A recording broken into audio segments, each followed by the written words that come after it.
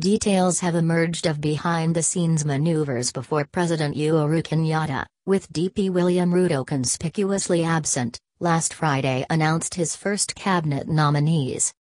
With the DP absent on Friday, the president and trusted lieutenants decided to retain some and name some new people, a lineup Ruto opposed. The DP has wanted to position his key allies in the cabinet to promote his 2022 run for the presidency.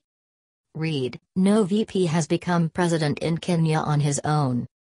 Uhuru, on the other hand, wants to fill the new, 22-member cabinet and other powerful positions with experienced men and women of integrity to realize his own legacy and development agenda.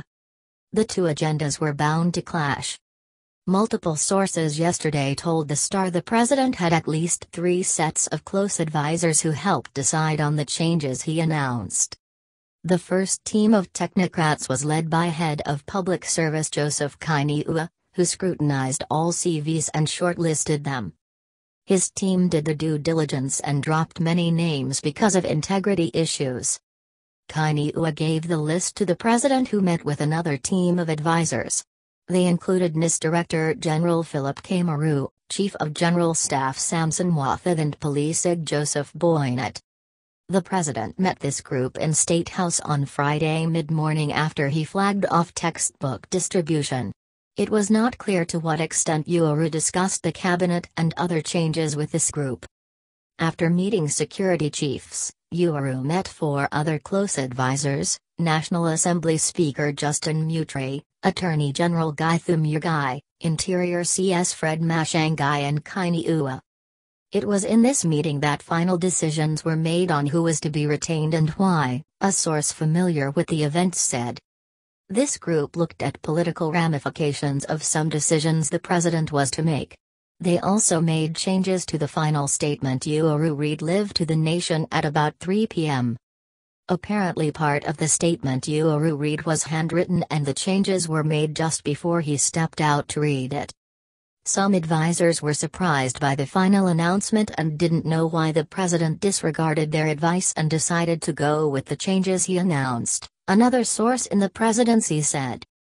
It is understood DP Ruto had been consulted about some changes through the Christmas week while he was out of the country, but he was not comfortable with some people eventually nominated. Ruto returned on Friday morning. He did not go to State House on Friday, as in the past, and sources close to him said he was unhappy with some choices. Ruto has denied there is a rift between him and the president over nominations. In a tweet on Sunday, Ruto said, Kenyans, more so Jubilee, should avoid useless political debates about positions including 2022 and focus single-mindedly on delivering our manifesto voted for by the people while allowing the president the space to perform his constitutional duty to assemble the team for us. Former Marsabit Governor Ukur Yatani, a Gideon Moi and Kanu nominee, was defeated by Ruto's close ally Mahamud Muhammad Ali in a bitter contest. However, President Kenyatta decided to reward Yatani and replace sports CS Hassan Wario. The president's handlers also rejected the DP's proposal to name former Kajiado Governor Joseph Gdianyan to the cabinet. Instead, the president named Director of Public Prosecutions Keriako Tobiko. The team wanted the president to not only name a high-profile and influential Maasai but also a person he can trust, another source familiar with the decisions told The Star. Tobiko was unaware he was due to be nominated to the cabinet on Friday when he was summoned to State House. President Kenyatta is expected to nominate more members of his cabinet this week, including the first women. There could be more surprises. Under consideration are former Kenyatta University Vice-Chancellor Olive Mugenda, who could replace Matiang'i as Education CS. Monica Juma, PS for Foreign Affairs, is also expected to be promoted to the cabinet. But the question on everyone's lips is whether Baringo Senator Gideon Moi will enter the cabinet. Moi has mulled over joining the cabinet or nominating his allies to Uhuru's administration as he strategizes on a stab at the presidency in 2022. It is understood that at least 2 cabinet slots have been designated for him and his KANU party. Sources said one of his likely nominees is Director General of the Kenya School of Government, Dr. Ludaki Chwea. Chwea, former PS in the Office of the Vice President and Ministry of Home Affairs, who hails from Western Kenya. He would not confirm or deny if he had been made an offer. Barely 4 months after the country went to the polls, Kenya is set for a major revival in 2 years to prepare for the 2022 general election. We are keen on remolding Kenya to make it an all-ages party. The tag that Kenya is for the old has cost us the support we need from the youth, a source close to the party leadership told The Star.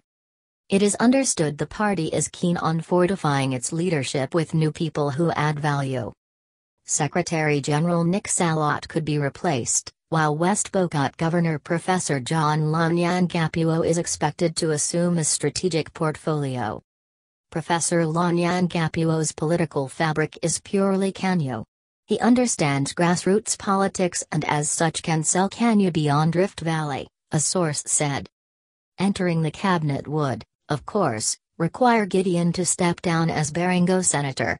This scenario would open a huge gulf between Uhuru and Ruto because Gideon and Ruto are bitter adversaries and rivals, both seeking to dominate the Rift Valley. While both the Kenyatta and Ruto camps have downplayed the reported rift in the nomination of CSs, several sources have told The Star the deputy president is adamantly opposed to Gideon's appointment.